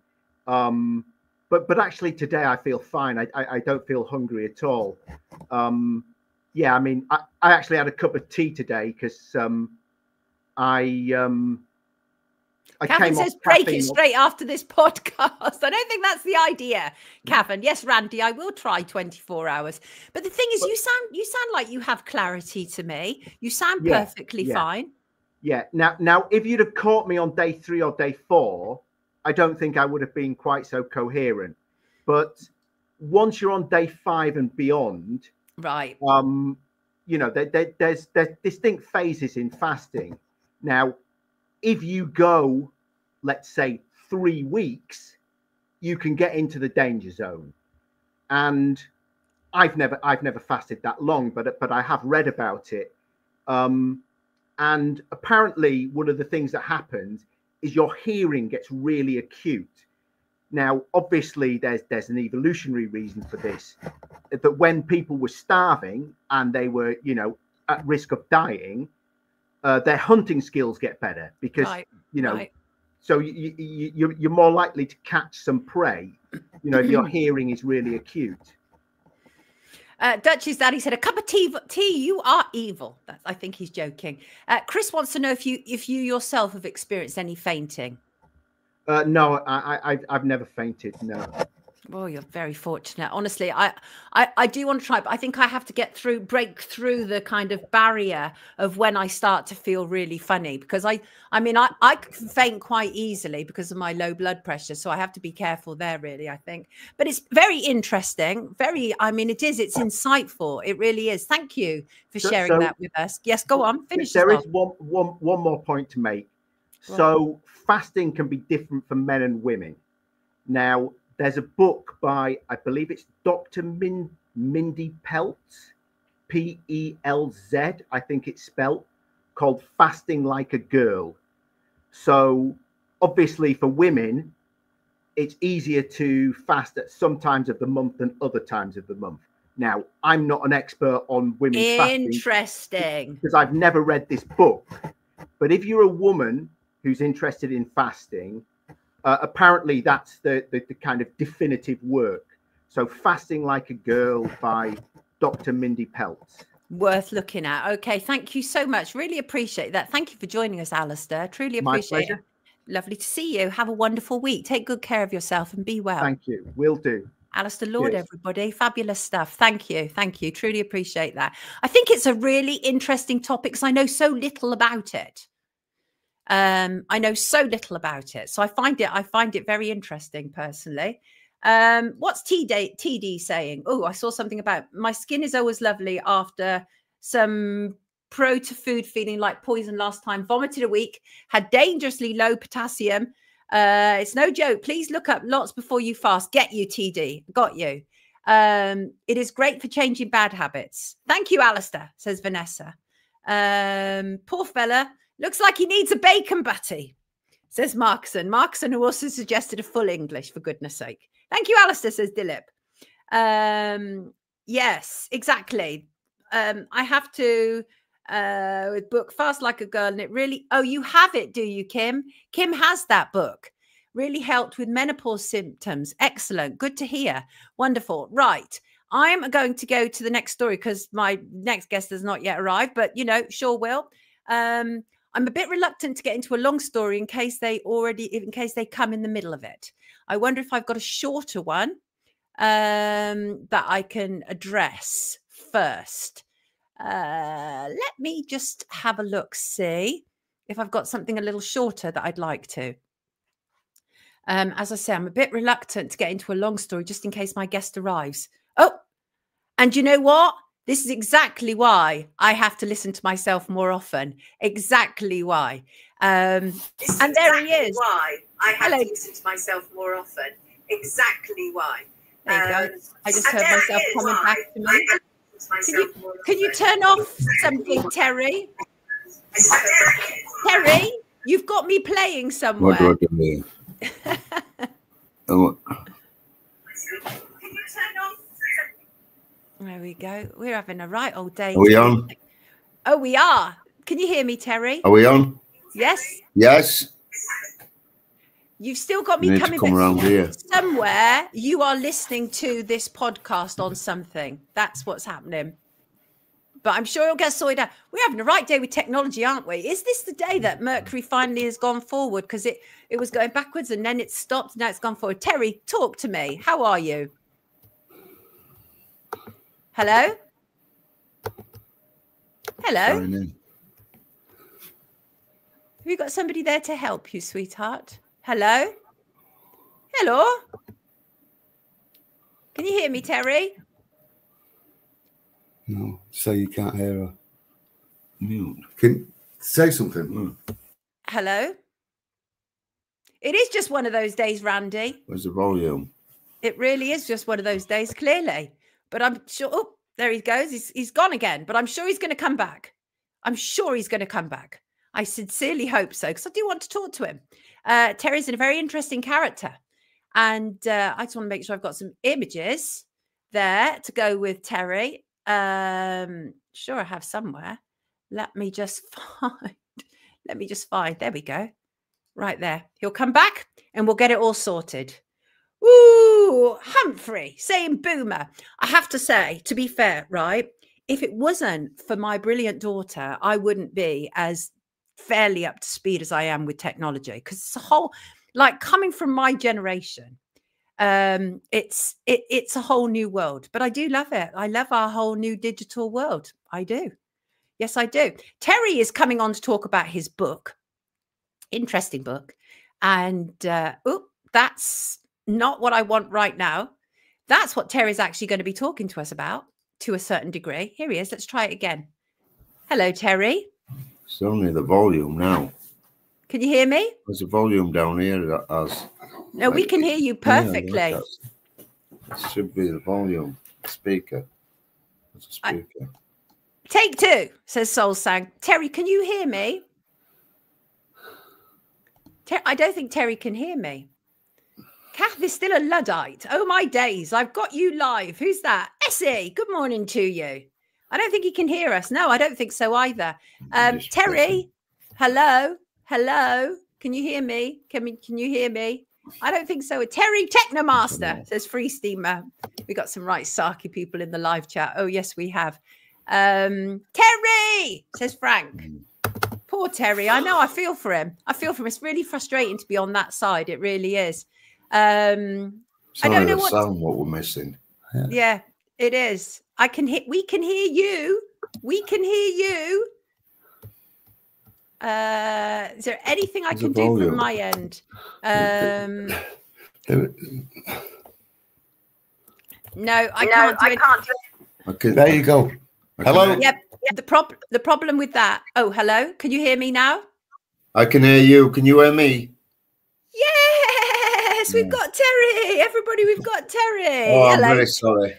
Oh no, please don't apologize. Listen, we've had a morning of technological issues, so don't worry about it at all. It's lovely to have you here with us, Terry. Terry Wilcox, everybody.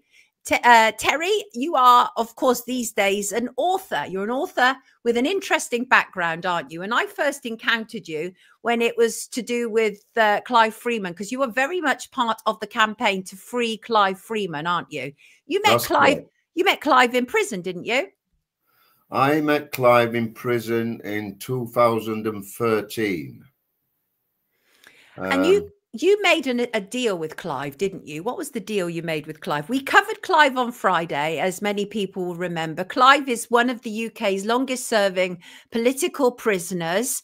It is almost certainly a miscarriage of justice, because it would appear that a crime never took place in the first place. But because Clive has refused to admit guilt, because the thing about innocent people is they don't want to admit guilt. And because he's done that, he's been in prison now for about 35 years, right? What did you promise him, Terry? Well, it wasn't so much a deal. It was a promise, like you said. And I got quite friendly with Clive, although I didn't talk to many people. He was really a recluse to himself, was Clive. But I got into his confidence and we became friends. And I promised him when I left that I would fight to clear his name, because I believed in him, and I worked on his case with him, and a QC who was serving a prison sentence in there at the time, and we worked on his case. And the CCR application we submitted at that time, I think in 2015, 2 years after I got out, failed, but I continued, whereas the QC carried on with business in his own right relating to other matters. He left Clive and I didn't. I continued to fight for Clive's case. And you continue even to now. You're a brilliant team. You work together. And I think what you're doing is absolutely amazing. The awareness that you raise for Clive is wonderful. And your own history is very interesting. So you yourself found religion, right? Yes, I did. Yeah. Well, I always was religious. I always was. I'm a Roman Catholic, and I always did believe. But whilst I was in prison, I concentrated more on my faith, and continued to do so upon my release in December 2013.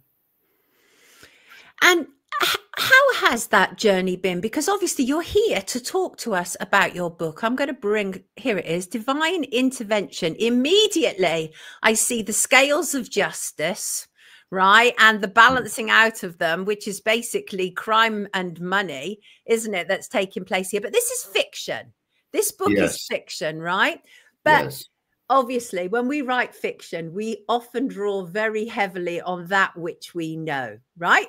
So let us talk about this. Your main character, interestingly, is called Jerry. That sounds awfully like Terry. Yeah, Jerry Devine, his fictitious character, I suppose his life, his family life, and it is based on my family life. I was married. My wife now is deceased in 2015, but we lived in Spain at the time. I had 2 daughters. Jerry has 2 daughters. We had a little dog called Bonnie. There was a dog called Benito, depicted in the book. So there was a lot of similarities as regards a family life. And Jerry is a criminal, and I have a checkered past. In fact, that's why I ended up in prison with Clive. I got a 10-year prison sentence for conspiracy to manufacture cannabis. It was quite a hefty sentence. 10 years. Yeah, I was. That is obscene. You didn't serve 10 years. Tell me you didn't serve 10 years for that. Well, I served a 10-year prison sentence, which is 50% in prison and 50% on license. So I served just over 5 years, and the remainder on license, excuse me, where I had to visit an aftercare service, probation service, weekly, almost for 5 years. But yeah. I must say at this stage, Sonia, I'm sorry. I must say that I am going to eventually appeal my conviction. I did appeal it whilst I was in prison, but failed. And that's on the back burner until I succeed. Our viewers are not impressed with that sentence. Not at all. Some of them are saying you got more than nonces get. And that is a reality. Yes, that's nuts. Absolutely. He should appeal it. He absolutely should. And the thing is I really relate a lot to your background, Terry. My brother, who's now passed, darling, one of my brothers, was actually called Gerald. And we grew up in a very similar background, had almost a very similar trajectory to what you've been through. You went through approved schools, right? You were kind of like, it was delinquency. And when you come from that very lower working class background, my brother, like, for example, stole the lead off of my school roof so we could eat, right? As one example. And a lot of people from our kind of backgrounds, they steal and they do certain things to survive, as opposed to what happens obviously with white collar workers. But it's almost like your fate is set to a certain degree when you come from that background, isn't it? So what the fact that you've managed to get away from it the way that you have and refashion yourself in such an important way as an author and as a campaigner, more power to your elbow. More power to your elbow. Thank you. So talk to us about Divine Intervention. Tell us what you can about the plot without revealing it. And by the way, everybody, Terry is going to be giving away a signed copy of Divine Intervention, which is fantastic. But talk us through it. Talk us through as much of it as you possibly can. I haven't read the whole of it. I've had to skim through it, but some of it reminded me almost of when robbers, for example, they go like to the Costa del Sol and they skip off that way. There's very much that sort of direction to it. Is that right? Yeah, a lot of it's based on the Costa del Sol.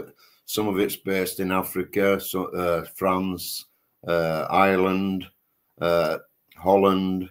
There's a lot of places. And those are the places in the 90s where I were. I did visit a lot of those places. In fact, all of them. And yeah, Jerry Devine is fictitiously a major drug deal goes wrong at South Mims Services. There's a shootout, 5 year jump, 5 year forward. Devine is based in Spain, involved in property. There's a lot of corruption with the government, the local governments.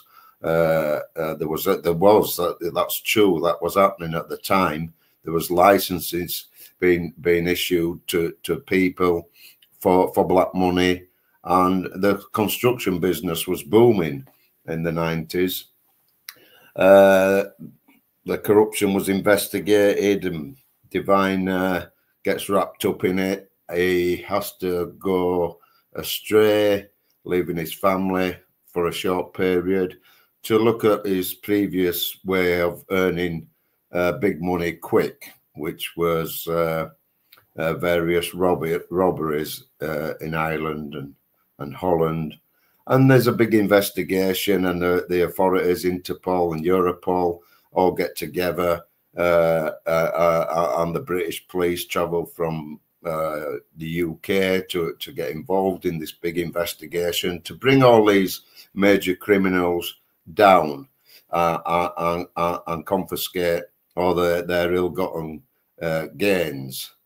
So there's a lot to when you write about a criminal. I suppose that if you want that character to be liked by the reader, you have to invent another criminal who's Divine's partner, who is bad. There's so much badness in this guy. Like good cop, bad cop scenario, is it? Yeah, there's evil.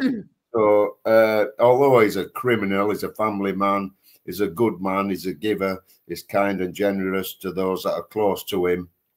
And it's unfortunate that things come on top for him the way they do.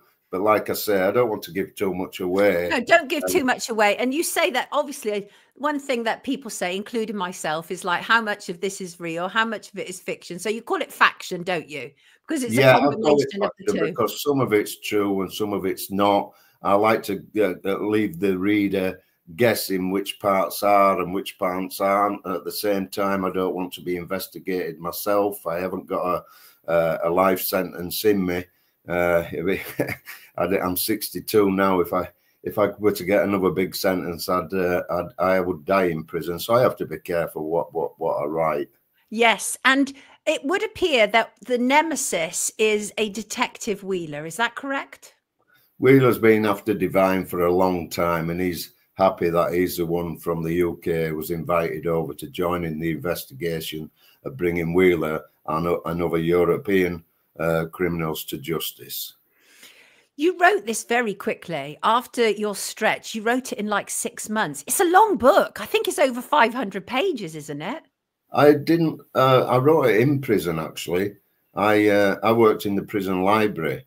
I used to have to put the books back and clean the shelves, and that only lasted an hour or two. So there was a little room in the back with some typewriters, and I actually got a letter shoved through the door one evening by a corrupt officer, and it was a message from another part of the prison, from a friend of mine from Spain, who asked me to enroll for creative writing on Tuesday evening, whereby we'd be able to have a chat, a catch up. And that's how it was. By default, I wrote the book because I enjoyed the class, and I taught myself to type in that small room behind the library to the tune of, I think, about 100 words per minute. So I got very good at typing. Amazing. And I used to run. On an evening, I'd run around the prison fence inside of it, obviously. And I'd have the next chapter already written before I sat down the next day to write it. Wow. So the thing is I know that experience. When you're writing, it's almost like the words are coming through you. You're just some sort of vessel, right? When you're writing that quickly, it's almost like a divine intervention. Oh, yeah. Is that kind of where it's come from? Well, it was like watching a movie for 9 months, and it was like watching a movie for 9 months. I visualized it as I wrote it, and those that read it tell me the same. They say it's very visual, and they can see it as they read it. So that's good. I'm told that's good. And I did actually start a prequel and a sequel in the prison. And so I'm going to continue with these, because the way this book was received at the Frankfurt Book Fair in October, it was received very well. and they want me to go to the London one, I think in May, London Book Fair.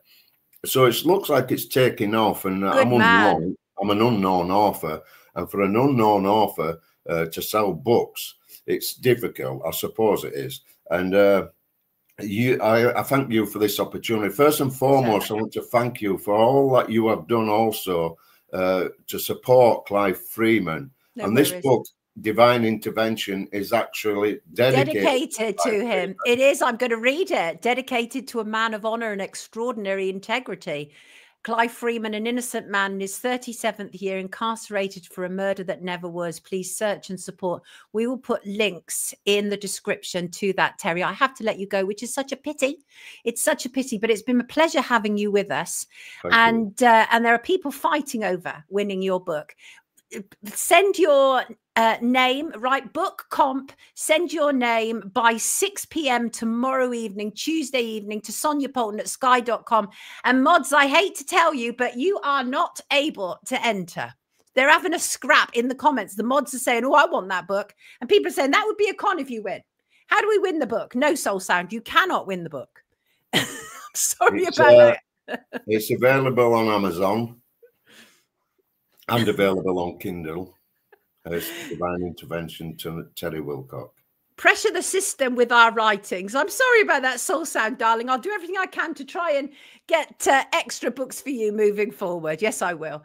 Yes, I will buy it then, says Soul Sound. Now, that's what I like to hear. We like to hear that very much. Terry, take good care of yourself. Thank you for continuing to support Clive Freeman. You yourself are doing tremendous work. It's wonderful taking your art and creativity in the world, because I know that it's also very insightful for people. Let people see what kind of backgrounds people like you and I come from. There's nothing wrong with that. And Markson says, cheers, Terry. And why are we supporting Amazon still? M says, can we buy it from anywhere other than Amazon, Terry? Just drop me a line now. I'll get my email to you, Sonia. Do that. And so can I put that in the description then? When people want to order a copy, they can come to you directly? Yes. That is a better solution. Thanks, Terry, says Free Steamer. Thank you, Sonia. Yes, absolutely. Everybody, wonderful Terry Wilcox. Take good care of yourself, sweetheart. Thank you. God bless. Thank you. You too. Oh, and he's lovely. He's lovely, isn't he? Yes, he's absolutely lovely. It sounds like a great book. Nice one, Terry. Sorry about that, Crazy Bunny and Soul Sound. I do love you both very, very much. I do. I absolutely do. And I can never get my books on the high street banned. Katie, why are your books banned? We all have a story. 80% don't want to know, and the other 20% are glad it's you and not them. Great meeting you, Terry, says Essie. Indeed, indeed, indeed, indeed. Right. What do I want to look at? What do I want to look at? We are kind of running a little bit behind, so I'm going to prioritize what I feel needs to be looked at. Let me quickly go to the top of my agenda and make sure what is important is important. Just to say, as always, of course, thank you as ever for all of your contributions, whether that is suggestions, guest suggestions, whether that is liking, sharing and subscribing, whether that is donating, contributing in any way. I appreciate it dearly. I do. I think you're all phenomenal, and I think you are all amazing. Thank you for being here. Truly, thank you for being here. Right. What do I want? Because I think it's outgoing. President Joe Biden ceremony. I have to comment on this because it irritates me. I want to bring up some pictures. Let me bring up some pictures. Did you all see this? What a crock. Let me bring up some pictures here. Let me get it on the screen, right? And John from Norwich, is John in the comments? Sometimes he is. John from Norwich is one of our regular viewers, and he wrote to me. And let's just bring this on the screen. And he wrote to me and he said, what is it with celebrities, high profile people and awards? They must be desperate to feel some kind of validation, no matter where it comes from. And in this case, it came from, as I say, outgoing President Joe Biden, the Presidential Medal of Freedom. It was at the White House, a ceremony.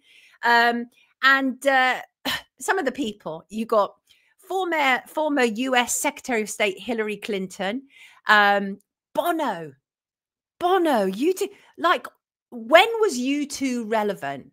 Like, Bono is one of the most awful globalists around. Wherever there's a globalist gathering, Bono is there. Bono is a creep, MB. Look at the state of him. I know. Crazy bunny. He looks terrible, doesn't he? But so there was Denzel Washington. He was awarded. Michael J. Fox also was awarded. And but I think the one in the middle has caused the most consternation. That is actually Alex Soros. He is the son of George Soros. George Soros got an award, but wasn't there.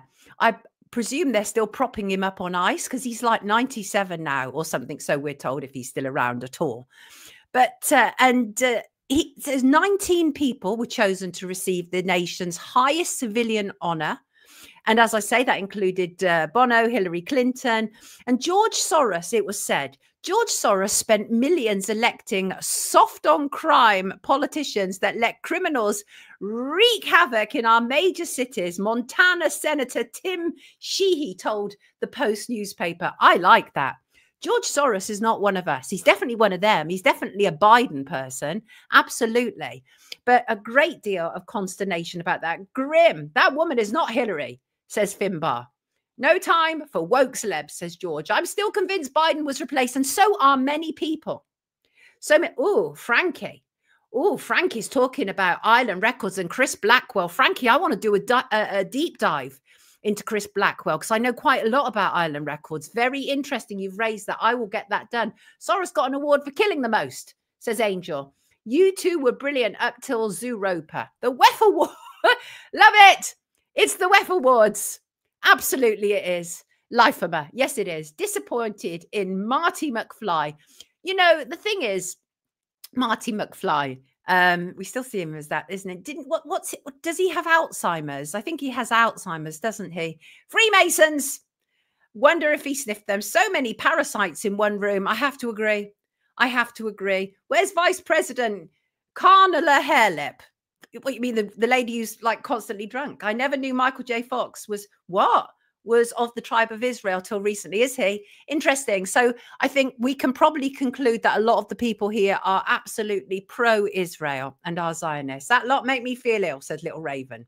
Oh, multiple sclerosis, Gazgana, got you. It's all a show, says Markson. Markson is not impressed with these people whatsoever. And why ever should he be? And I want to show you a video, by the way, because I was going through my files.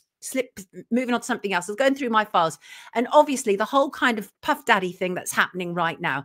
But I was going through my files and I came across a video, and I'd never looked at the video in the way that I do now. Now, I think this video is very interesting. This was the very first single of Faith Evans, who eventually married the Notorious Big, which many people now believe was actually gay.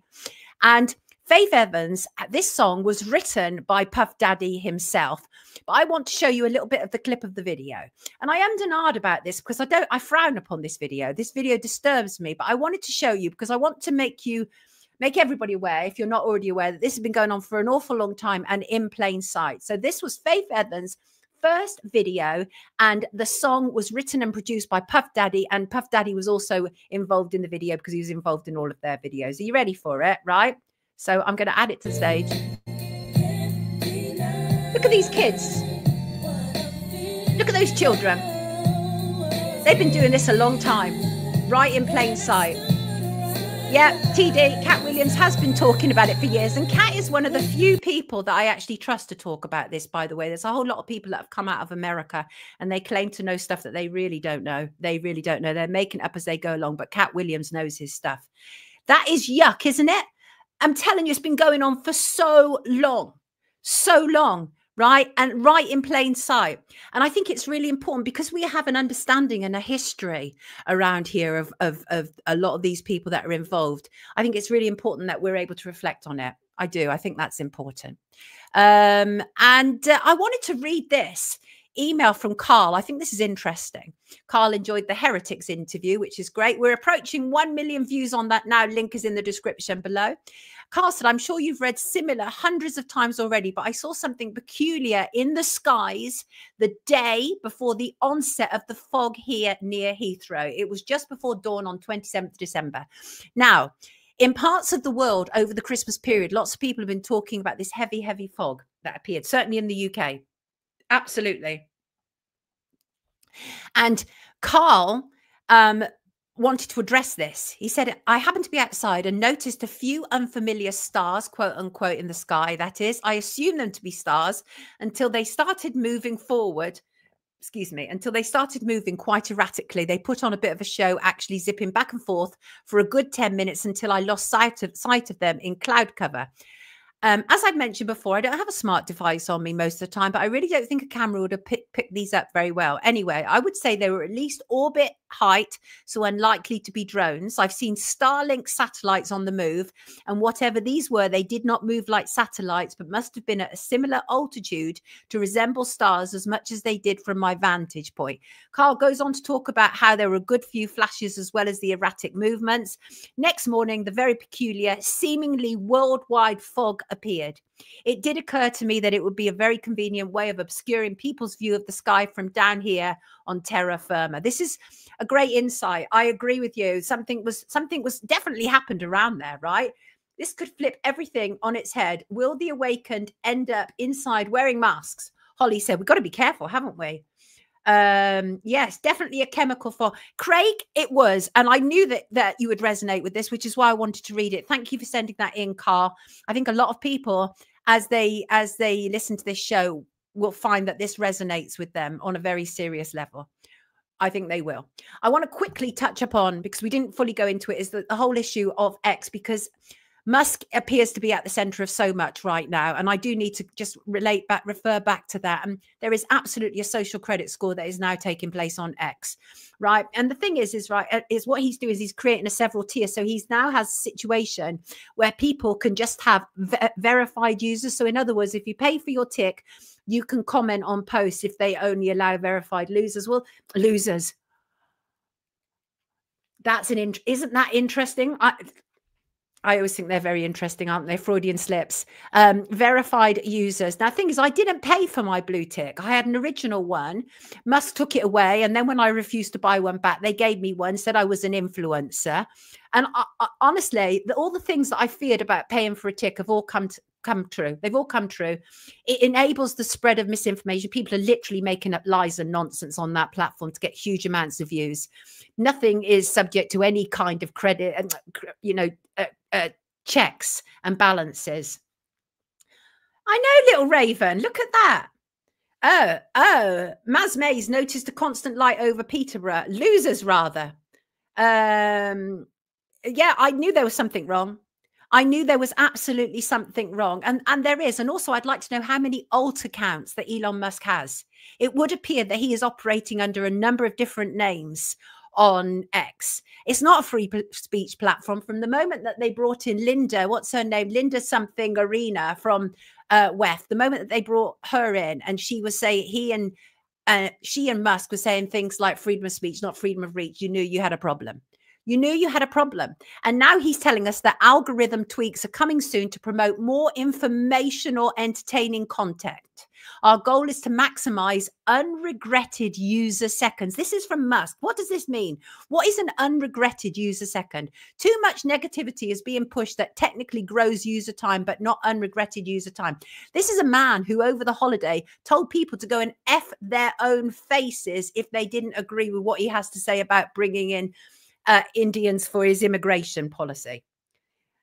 I do my best, Essie. Oh, I didn't know Musk uses other names. Mind you, I'm not on it. Robert, he uses other names. Even his own child has said he's using another name and has called out another name. Yeah, they live. That's why I do not follow. Good point. Don't do it. So it is now basically a social credit system on X. Okay. It's all about superiority. It's really quite grotesque. Musk amplifies about 6 or 7 accounts, possibly at least one of them is himself. And a lot of them are actually anti-British and very divisive. Timmer says, much prefer stiff little fingers to you two. Chantel says, surprised how many have fallen for Musk. I don't trust him at all. I did a video with Alex Creel from the Thinking Slow Coalition. It's available on my YouTube, in which we talk about the long game of Musk. Musk is indeed turning into a dictator. And the problem is we're now seeing how easy it is to buy people. It's so easy. You're just another globalist, Jan. I only want a tick from the gang on your show. Everyone else can whistle. We don't do ticks, Cavan. We don't do ticks around here. And why ever should we? And by the way, there is also now Grok, which is another one of his developments. They're doing a reputational score, and everybody appears to have 38, including me. And based on posts, this is what a 38 is. Based on posts found on X, your X score or social credit score, it actually says it on X, would roughly be around 38 out of 100. Everybody had 38. It's a social credit operation now. That's what it is. That's exactly what it is. So I did mention briefly about the congestion charges that are taking place in New York City. Absolutely. Uber and Lyft lobbied for congestion pricing in New York City. They are the two privatized cab firms. So this is what happens. This is how it works. Murray sent me a pile of images from Western Australia. Good morning to you, Murray. Why did I just suddenly adopt something of a really bad Irish accent? And I uploaded them and I can't now find them. Forgive me, Murray. Funny, crazy bunny. This isn't the original Cabal Musk, but a mischievous one designed to provoke. I hear you, HK Very. Rating and being rated by your Uber driver was a way. Greg, got it. Look at that. We've just talked about it. Rating and being rated by your Uber driver was a way of conditioning us to social credit scoring. Spot on. Spot on. And Jan, spot on. All to be enabled by his Neuralink project. Absolutely. X is feeling more about data harvesting every day. It is, Mel. It absolutely is. And we have to be aware of that. Right? Have to be aware of that. Neuralink, says Dilip. I get you. I get you. Right. We're coming on to the last issue here. There was a couple of other things I want to talk about. Don't have time, but they're not major. I want to talk about when people underestimate you. Let them. Let people underestimate you. And you know why? Because your victory will shock them. People have frequently underestimated me, and it's always a pleasure to prove them wrong. I don't take it personally anymore. Sometimes people are underestimate you because in truth, they feel severe limitations about their own abilities. To quote Melody Miosi, I think she's an author, she said, people will chronically underestimate you. Let that be your fuel. And I get that. I dig that. I like that. Yes, amen. People routinely underestimate each other. It's so easy to underestimate someone. We do it all the time based on the flimsiest of evidence, perhaps the way someone dresses, or perhaps they have a disability. We immediately assume that they're less than. People do. This is a reality. If your clothes are a little bit scruffy, people immediately assume that you're less than. But I know very wealthy people who walk around in scruffy clothes. So it's not necessarily always a good idea to judge people on their appearance. But what I do know, and I know very seriously, is that there is a real power in being underestimated. And one of the things that I've learned is do not fight for people to take you seriously. Let your actions speak for themselves. So for those of you who are underestimated because of a circumstance that you can't control, perhaps a disability, perhaps poverty, I hope that what I'm about to say will help you, because they certainly helped me. The fact is, no one's underestimation of you can impact you unless you are already underestimating yourself. So let's address that straight away. If you are prone to thinking less of yourself, you know you have to do something about it if you want a shot at a happy life. Then I would advise you to, because it's a horrible feeling when you know that you're capable of more, but you have these voices in your head, and those voices can come from anywhere. They can come from a nagging parent. They can come from a nagging partner. They can come from a teacher who underestimated you, right? But you need to work on yourself to quieten those voices that seek to destroy you. Because the fact is, in reality, absolutely no one can impact you unless you're already doing it to yourself. So here are some ways to help build up your confidence in your talents and abilities. Remind yourself of your achievements. Doesn't have to be awards and promotions. Relationships can be achievements too, especially if they're trying ones. And let's face it, which ones aren't in the long term? Look at you. Stop looking at other people. Don't play the compare game. The comparison game is a killer. Don't do it. You're worth more than that. Look at you, right? Do you like you? If not, you have work to do. You do, because if you don't like you, it's going to enable other people to really dump on you. There is nothing egotistical about liking yourself. It's a survival mode. If you don't like yourself, forget expecting other people to like you. They won't. They will sense something is off with you, and you will likely come over as fake and inauthentic. So work on liking yourself, please. I can say that without qualification, because you know why? I like myself.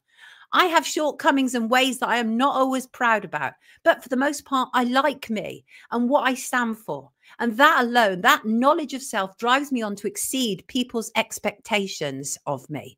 Know your worth. This is the easiest, most straightforward step you can take to keep negativity from dragging you down. Know what you are worth. Examine yourself. What do you spend your time doing? How do you contribute to society? Just whatever it is, work on knowing your worth. You have to intentionally, consciously remember how valuable you are. And because we're surrounded by advertising, which tells us that we need to lose weight, we need to be smarter, we need to do this, we need to do that, we often never get a chance to realize how blooming brilliant we are ourselves. Show some pride in yourself externally. It is important to look after yourself because people do judge us, but not just that. I find that sometimes when I just kind of slump around in my trackies and trainers and everything, I have a slump around trackie and trainer mood, right? And but when I kind of dress up and feel good about myself, I feel ready for business. So just, you know, I do that. And also, like I said at the start, one of the greatest things about people underestimating you is it gives you an opportunity to prove them wrong. The people who are doing the underestimating think they know something about you that for some reason you don't know about yourself. Make sure you know yourself inside out so that people cannot have the opportunity to underestimate you. But even if they do, once you get to a certain key point where you know who you are and you know what your abilities are and your strengths, it doesn't even matter if they underestimate you. You should see some of the messages I get, the tweets, the messages on social media. You know, some people, their aim is absolutely to pull me down. And I sometimes, if I see them, I don't see a lot of them. People like that are often, they've tweeted me before, so I'll have muted them. But if I see them, that reminds me that what I'm doing is absolutely on the button, because as I often say around here, no one breaks into an empty house. So nobody is going to abuse me or attack me on social media unless I'm having some kind of impact. So the same with you, right? The less you care, that's right, Essie. The older you get, the less you care. I feel so good about myself after hearing your truthful words of wisdom. Thank you so much. You're welcome, Jean. So are you saying we should cancel them, Sonia? No, Craig, I'm not saying cancel them, but obviously for your own good, anybody who is bringing negativity into your life, you don't need. So sometimes you might have to work with them. It might be that you have an ex who is toxic, right, and problematic and always undermining you, but you might share children, so you might have to see each other at handover.